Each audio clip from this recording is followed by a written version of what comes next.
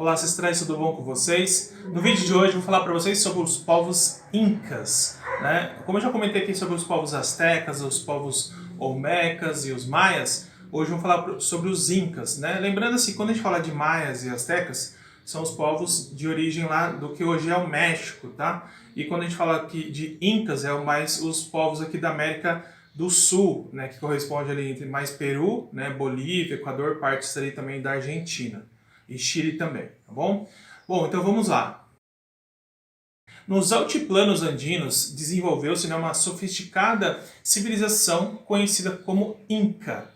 As suas origens ainda são obscuras, né, por falta de muita informação ainda que está por ser revelada, né, então tem muita informação ainda que está para ser definida como que era, como que não era. Isso eu vou falar aqui no decorrer do vídeo, tá bom? Mas sabe-se, né, que eles habitavam ali, primeiramente, a região do que hoje é conhecida como Huari, e eles se estabeleceram na área também que é reconhecida como Cusco, já no final aí do século XIII. E em poucas décadas, né, constituiu-se um verdadeiro império, e que alcançou território muito além do que é o atual Peru nos dias de hoje. E teve provavelmente até 10 milhões de habitantes sobre o seu domínio. Então, assim, era uma população bem grande, né? Se a gente for pensar hoje, São Paulo está em torno, se não me engano aqui, se eu não estiver errado, de 12 milhões de habitantes. Imagina essa região ali no século XIV, né, vamos por assim, 10 milhões de habitantes correspondem a toda essa região do Império Inca. Então eram muitas pessoas, né? E falando agora para vocês sobre essa origem, né, do povo, a história do povo Inca. Na América do Sul, já no final do século XIII, os Incas eles são originários da região que era conhecida como Huari. E eles se fixaram, né, no Vale de Cusco, provavelmente fugindo ali de fome, alguma coisa assim, ou de mudanças que eles tiveram que fazer. E eles se estabeleceram nessa região, né, que estava sendo ocupada por alguns grupos que eram conhecidos de Aimarás ou Aimaras, que foram assimilados, né, esses povos foram conquistados e assimilados pelos povos Inca.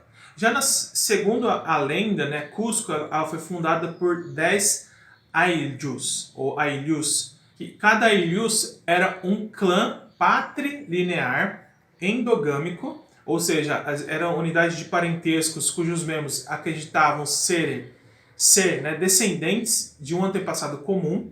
E Cusco ela foi dividida entre 4 partes, ou que ele chama também de 4 cantos, ou lá no espanhol, ultimamente, né, barrios. E este modelo ele foi aplicado pelos Incas e nas suas fundações posteriores também. E a base do Império Inca, elas se firmaram, né, no final do século XIV, onde, né, Pachacuti foi o chefe que transformou o reino de Cusco em um império que era conhecido como Tahuantinsuyo, que significava nessa questão dos 4 quartos, né, ou 4 cantos. E essa vitória dos Incas, por exemplo, sobre os Chanca, por exemplo, em 1438, né, numa guerra civil aí, outorgou a esse Pachacuti o controle sobre toda aquela região. E ele, né, e o seu filho, que era conhecido como Tupac Inca, que governou entre 1471 a 1493, eles expandiram o império. E nenhum estado ou tribo daquela região poderia resistir, né, ao exército Inca, que era muito poderoso. E já, por exemplo, Huayna Capac, que subiu ao trono em 1493 de Tupac Inca, ele acrescentou um pouco território e ele morreu, né, em 1527. E depois, né, de dividir o império entre os seus 2 filhos, né, que era Atahualpa e Huáscar, durante muitos anos ali, os 2 lutaram pelo controle do imenso território Inca. E Atahualpa derrotou, né, Huáscar, mas ainda não havia ali firmado seu domínio sobre todo esse império quando os espanhóis chegaram em 1532. E os espanhóis souberam explorar isso, né, essa disputa familiar ali pelo império, para empreender o domínio, né, sobre esse gigantesco império Inca na América do Sul. E sob o comando, né, de Francisco Pizarro, né, o Pizarro, os espanhóis eles chegaram a Cajamarca em 15 de novembro de 1532, emboscaram, né, e capturaram Atahualpa, e os Incas, né, ofereceram como resgate ouro, prata em abundância. Mas os espanhóis, né, aceitaram esse resgate, mas eles não libertaram Atahualpa, né, eles enganaram ali os Incas, e pelo contrário, né, eles ainda submeteram, né, esse chefe aí, o Tahuapa, em um tribunal aí espanhol, seguindo as leis da Espanha, e acabaram por executá-lo. E ela foi submetida ainda depois disso, né, a tributos que transformaram ela em escrava dos espanhóis. A população inca, com isso, reduziu-se drasticamente, né? Ela não chegou a ser dizimada, mas reduziu drasticamente. E em vários países, né, da América do Sul ainda existe, né, um número de pessoas que falam essa língua nativa dos povos incas ainda nos dias de hoje, que naquela época era uma língua franca, né, que eu vou entrar nesse detalhe para vocês, mas a maioria dos seus descendentes hoje vive, né, nas montanhas, por exemplo, do Equador, do Peru, da Bolívia, ou dispersos em outros países, né, como tem aqui no Brasil também, descendentes, né, desses últimos imperador inca aqui no Brasil e em outros países também. Falando para vocês sobre a sociedade inca. Os incas, eles eram formados por diversas tribos e mantinham uma rígida hierarquia social, dividindo-se em classes distintas, né, entre o imperador, a nobreza, os chefes locais, os artesãos, né, os agricultores. Tinham também os servos e os prisioneiros de guerras. O imperador, ele era o comandante político, militar e religioso supremo do povo inca. Ele casava-se, né, com a irmã mais velha, geralmente, para manter a pureza ali da dinastia. E a aristocracia, ela era formada pelos parentes do imperador. Então era tudo ali um nepotismo, né? E eles ocupavam altos cargos e cultivavam ali as suas melhores terras. E os agricultores e os artesãos pagavam seus tributos ao Estado em troca de trabalho. E os servos e prisioneiros formavam a classe social mais baixa do Império Inca. E a maioria das crianças não iam à escola, né, no conceito de escola que a gente tem hoje, mas eles aprendiam ajudando os pais nas atividades do dia a dia, e somente algumas garotas, escolhidas aos 10 anos de idade, que frequentavam um tipo de escola especial em Cusco, que elas eram treinadas para servir o imperador ou para se casar com os nobres. Falando para vocês agora de política. O governo Inca, ele era despótico, né? O que significa isso? O comando, né, ele era comandado por um imperador, visto como o filho do sol, e o seu poder ele era assegurado por um grandioso exército. O Estado cuidava de cada indivíduo e, em troca, exigia ali, né, os tributos em forma de trabalho. E além de cultivar as terras do Estado, né, os súditos ainda tinham que trabalhar em obras projetadas pelo governo e ainda servir, né, ao exército. Um sistema elaborado, né, de organizações políticas era dividido nesses governos em grandes grupos. As divisões menores possuíam administrações locais, as subdivisões eram baseadas em unidade de 10, né, eles começavam com um líder de 10 chefes de família, unidade de 40 mil famílias, e tinha um governador nomeado pelo imperador que formava a província dentro do império. O ponto mais fraco ali do sistema do governo Inca era a forma de sucessão. O imperador deveria escolher o seu filho mais competente entre os gerados por sua esposa principal e treiná-lo para o cargo de imperador, vamos por assim, né? E quando o imperador morria antes de concluir a escolha, a sucessão dava origem a uma competição e guerras entre os pretendentes rivais. Então era bem complexo ali essa sucessão inca, né? Bom, falando para vocês agora as cidades incas, né? Os incas, eles construíram grandes centros urbanos em Cusco, né? A capital que fica a 3.350 metros de altitude, então é bem alto, né?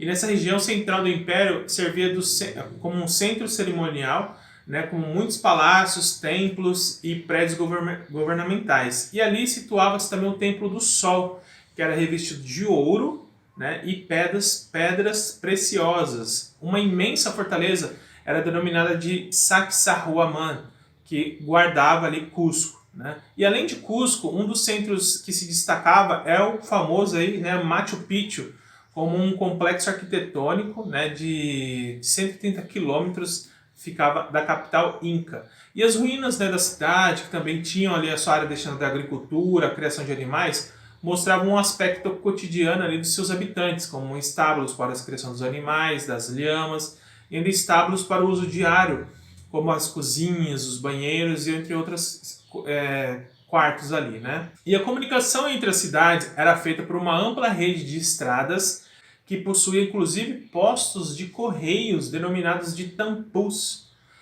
onde as pessoas eventualmente se abrigavam, né, em viagens ali, e onde ficavam os mensageiros, né, que ele passava as mensagens de um tampu, né, de um posto de correio para o outro. E diz, né, que essas pessoas que trabalham nesses correios, né, que tinham que percorrer quilômetros ali, eles tinham o costume, né, os povos incas, de mastigar a folha da coca, porque era como ela tirava a fome, né, dava vitalidade para eles, e ela servia como um analgésico também. Então eles conseguiam percorrer montanhas ali, picos, né, vários quilômetros, com esse costume de mastigar, né, a folha de coca. Bom, falando para vocês sobre o trabalho. Todos do Império Inca tinham que ter ali o seu trabalho, independente do gênero, né? Ou seja, da condição masculina ou feminina. As mulheres, elas atuavam nas terras dedicadas ao sustento, né, do Estado e dos deuses, enquanto que os homens estavam voltados às obras públicas em uma modalidade de trabalho chamado de mita. E esse trabalho também envolveu a extração de metais preciosos, né, os quais eram acumulados pelos incas, assim como faziam os astecas, né? Esse acúmulo ele não era uma confecção de moedas, mas sim para rituais religiosos e para o engrandecimento do Estado. E restava aos incas ainda a atividade militar, exatamente por estarem desobrigados ali do trabalho no campo. Eles puderam se voltar a assuntos de estados e a organização de um enorme exército. Então eles tinham depois a facilidade de conquistar os povos ali. E depois eu vou mostrar aqui no mapa para vocês a extensão do território Inca, para vocês verem, tá? E é importante destacar ainda que o trabalho feminino ele não ocorreu apenas na agricultura, mas também na tecelagem, né, onde os tecidos de lã eles eram confeccionados em pelagem, né, de lhamas e alpacas. A pelagem da alpaca era responsável pelos tecidos mais finos e macios, e por isso eles eram os mais desejados pelos nobres. Bom, falando sobre a economia dos Incas, ele baseava-se basicamente numa agricultura intensiva, especialmente de milho e batata. O Estado ele era dono dessas terras, eles eram distribuídos em diversos segmentos sociais, né, de acordo com a posição de cada um. E parte da colheita era armazenada em depósitos públicos para serem enviadas às várias partes do Império Inca, né, que era em tempos difíceis ou em tempos de guerra, eles tinham ali os seus mantimentos. E, por exemplo, já nos ricos vales dos litorais ali do Império Inca, os canais, os fossos de irrigações, eles regulavam a quantidade de água recebida pelas famílias. Os agricultores dessas áreas cultivavam milhos, abóboras, muitas variedades de feijão, pimenta, amendoim, algodão, tomate, batata doce, mandioca doce, abacate, né, entre outras frutas, plantas, né, e legumes. E nas regiões dos altiplanos, o povo construía terraços, né, nas encostas para aumentar ainda a terra cultivável e evitar ainda assim a erosão, né? E os incas possuíam rebanhos de alpacas, né, para retirar a lã, e de lhamas também, que forneciam uma outra espécie de lã também, além da carne, e ainda era usado para transportar mercadorias. Tá? Agora falando para vocês sobre a religião Inca. O Império Inca ele era um império teocrático, né? Os seus habitantes acreditavam que o deus Sol, que era conhecido como Inti, era o ancestral divino dos governantes, além do protetor e incentivador das colheitas. A religião Inca possuía vários rituais e cerimônias cuja finalidade era garantir, né, boas safras, prevenir e curar doenças e ainda fazer profecias. E os sacrifícios de animais, como as lhamas ou pessoas também, acompanhavam quase todos os rituais. Os incas veneravam, por exemplo, um deus conhecido como Viracocha, como o grande criador e fonte de todo o poder divino. E eles adoravam também o sol, que era conhecido como Inti, a lua, que era a Mamakidja, o trovão, né, as estrelas, o tempo, a terra e o mar. E os seus sacerdotes usavam magia para diagnosticar e tratar as doenças e fazer ainda previsões. As principais divindades dos Incas, né, eu vou pôr para vocês aqui o nome e o que representavam, tá bom? Então inclui, que eu comentei com vocês, Viracocha, que também era conhecido como Pachacamac, né, que era o criador de todas as coisas. Tinha também a Apu Lhapu, que era o deus da chuva, e que as pessoas, quando orassem para eles, ou precisava de chuva, faziam a oração para ele, né? Tinha o Ayarkati, que era o deus de um temperamento forte e que causava ali os terremotos. Tinha o Ilhapa, que era o deus do raio, do trovão, que também era a deusa, né, do raio e do trovão, e também era deusa conhecida como Yakumama. Tinha o deus Inti, que eu comentei para vocês, que é o deus sol e a divindade padroeira da cidade sagrada de Cusco, né, era o lar do sol. Tinha o Kuichi, que é o deus arco-íris, que era conectado com a fertilidade. Tinha a Mama Kidia, que era a esposa de Inti, né, e ela era chamada de Mãe Lua. Tinha a Mama Oklo, que era também uma deusa da lua, e ela ensinou as mulheres a tecer tecido, a fazer, né, a tecelagem e a construir casas. Tinha também o Manco Capac, que era conhecido por sua coragem e que ele foi enviado ali à terra para se tornar o primeiro rei dos Incas, e ele ensinou as pessoas a cultivar plantas, fazer armas, trabalhar juntos, né, compartilhar recursos e adorar os deuses, né? Tinha também o Pachamama, que era a deusa da terra e era a esposa de Viracocha. E as pessoas que lhe davam ofertas, né, de folhas de coca e de cerveja e rezavam para ela para ter assim grandes ocasiões agrícolas também. Tinha o Kuchamama, que era a deusa do mar. Sachamama, que era a deusa árvore mãe, que era ela era uma deusa em forma de cobra de 2 cabeças. E Yakumama, que significa água-mãe, que era representada também por uma cobra. Quando ela veio à Terra, ela se transformou em um grande rio. Tá? Então, esses daí são as principais divindades dos povos incas. E falando um pouquinho sobre a crença, né? Tinha lá o conceito, né, que era o Sapa Inca, que era um conceituado, ele era conceituado como um ser divino e era efetivamente o chefe da religião oficial, né, dos povos incas. Então ele era ali o imperador. E tinha também o Ilak Umu, que seria o sacerdote-chefe, que ele era o segundo depois do imperador. E as tradições religiosas locais ali continuaram em alguns casos, como também o oráculo, né, de Pachacamac, na costa peruana, que foram oficialmente venerados, seguidos por Pachacuti. O Sapa Inca reivindicava a descendência de Inti, que valorizava ali o sangue real imperial. No final do império, né, era costume se casar com um irmão ou com uma irmã. E o imperador, ele era conhecido como o Filho do Sol, e o seu povo era conhecido como Intip Churin, que eram filhos do Sol. E aí, pegando aquela questão de referências, né, a gente vê a referência com o Egito, né, porque o faraó, ele era também conhecido como Filho do Sol, só que lá em egípcio é outro nome, né, Sará, né, e aqui eles eram conhecidos como Intip Churin, que eram filhos do Sol. Então a gente vê esse paralelismo aí também com o Egito, né? E sendo que tanto, né, o seu direito de governar como a sua missão de conquistar derivava do seu santo ancestral ali, o deus Inti, o deus do sol. E o Sapa Inca também ele presidia festivais ideologicamente importantes, né, como ele era nomeado como o Inti Raimi, que com a presença, né, dos soldados e governantes mumificados, os nobres, os clérigos, e depois a população em geral de Cusco, eles começando, né, no solstício de junho e culminando em 9 dias depois com a quebra com um ritual, né, da terra usando o arado Inca.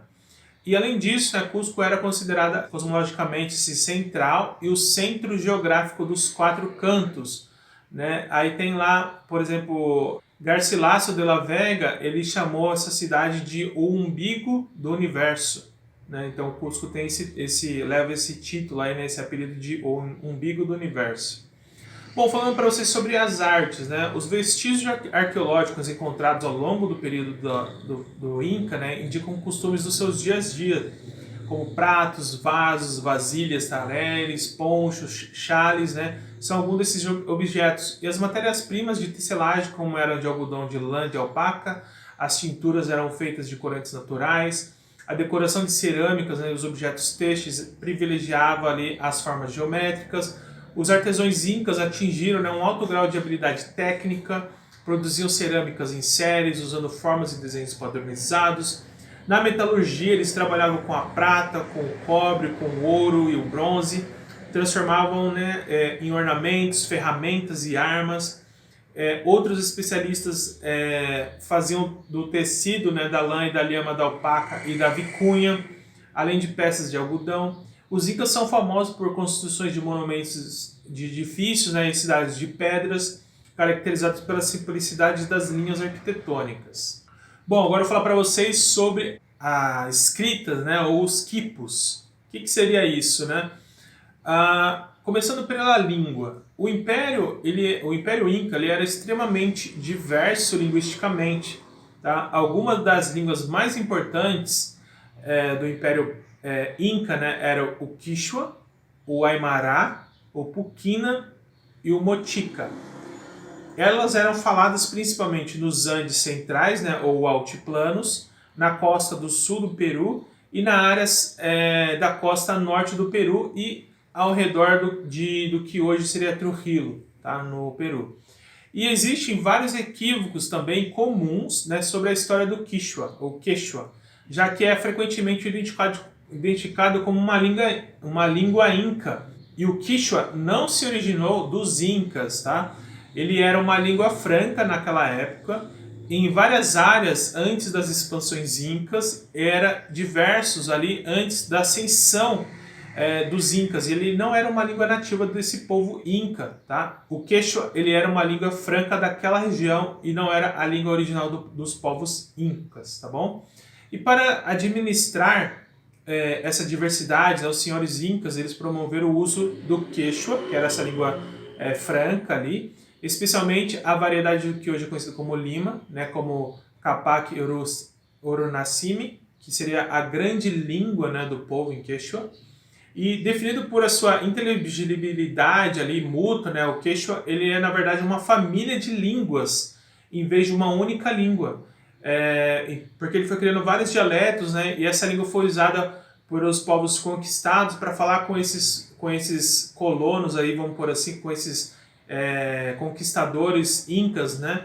Eles tinham ali o seu dialeto quechua para se comunicar com eles. E o povo inca, né, ele tinha sua própria língua nativa, que era conhecida como Capac Simi, que significava língua real, e que se acreditava ter sido intimamente relacionada a um dialeto do Puquina, que parece ter sido a língua oficial do antigo Império Tiwanaku, do qual os incas reivindicaram ter descendência e fazendo o Capac Simi uma fonte de prestígio para eles. Se vocês pegarem aí e digitar no Google, né, Tiwanaku, vocês vão ver que é aquela construção que vocês vão ver assim que tem essa questão aí dos povos eles terem essa descendência desse local sagrado ali, vamos por assim, né, que é bem antigo ali. Bom, falando para vocês sobre o calendário. Os incas eles estavam fortemente ligados então à astronomia, né? Os astrônomos incas eles entendiam os equinócios, os solstícios, né? E as passagens do zênite e assim como o ciclo de Vênus. E eles não podiam, entretanto, né, prever eclipses. Mas o calendário inca era essencialmente, né, lunisolar, pois dois calendários eram mantidos em paralelo, um solar e o outro lunar. Com 12 meses lunares, ficavam 11 dias aquém ali do ano solar e completo, de 365 dias, né? E sendo que os responsáveis pelo calendário tinham que ajustá-lo a cada solstício de inverno. E cada mês lunar era marcado por festividades, né, e rituais, e aparentemente os dias da semana não eram nomeados. E os dias não eram agrupados semanalmente, né? Da mesma forma, né, os meses não eram agrupados em estações. E o tempo durante o dia também não era medido igual a gente conhece, né, como 12 horas, minutos, essas coisas. Mas sim em termos de distância percorrida do Sol em relação, né, ao nascer e ao poente, né, ao nascer e ao poente. Quanto tempo ele levava para realizar essa tarefa. E falando especificamente sobre os quipus ou quipus, né, a estrutura socioeconômica inca dependia essencialmente da população. Então, era uma sociedade organizada na força ali, do trabalho para o cultivo nas lavouras e na criação de animais. E por esse motivo, os incas eles faziam controles demográficos periódicos. E para isso, né, os incas eles utilizavam os quipus. Eu vou pôr a imagem para vocês verem o que eram os quipus. Tá? Era um sistema, ele era uma forma de um sistema numérico decimal próprio que eles desenvolveram, né, para que consistia no quê? Em cordões, no quais eles davam nós, torciam ali, cada qual de uma forma distinta, indicando ali as suas quantidades numéricas decimais, a altura dos nós nos cordões, as diferentes cores, também expressavam, né, essas informações numéricas específicas. E quem fazia e conseguia ler as informações que os quipus traziam eram conhecidos como quipu Kamaioques. Colocar para vocês que os quipus eles foram utilizados pelos povos incas como um sistema de escrita para registros de histórias e cantos em língua quechua e também de contagem, né, tanto ali de rebanhos como de pessoas. Então, quando a gente pega lá, eles acreditavam, né, que esses quipus era como se fosse o sistema de ábacos, né, que é mais ou menos nesse modelinho aqui. Só que na verdade hoje, pelas pesquisas que se estão fazendo em relação à escrita, né, à língua dos povos incas, eles já têm uma ideia que esses quipus ele era um sistema de escrita também, e não somente um sistema numérico decimal, mas eles também eram conhecidos como uma escrita. Só que hoje ainda não, eles não conseguem decifrar o que comenta cada um dos quipus ali. Mas hoje os estudiosos, né, os pesquisadores já têm uma noção que os quipus é um sistema de escrita inca também, além de um sistema de numérico decimal ali para contagens de valores complexos e muito grandes também. Tá? Então, pessoal, era isso que eu gostaria de comentar com vocês hoje aqui sobre os povos incas, né? Espero que vocês tenham gostado. Se vocês gostaram, deixe o seu like. Comente aí o que você achou, se gostaram aí do conteúdo, né? E se você está chegando agora e não é inscrito no canal, inscreva-se, tá bom? Eu agradeço bastante e a gente se vê no próximo vídeo. Até lá!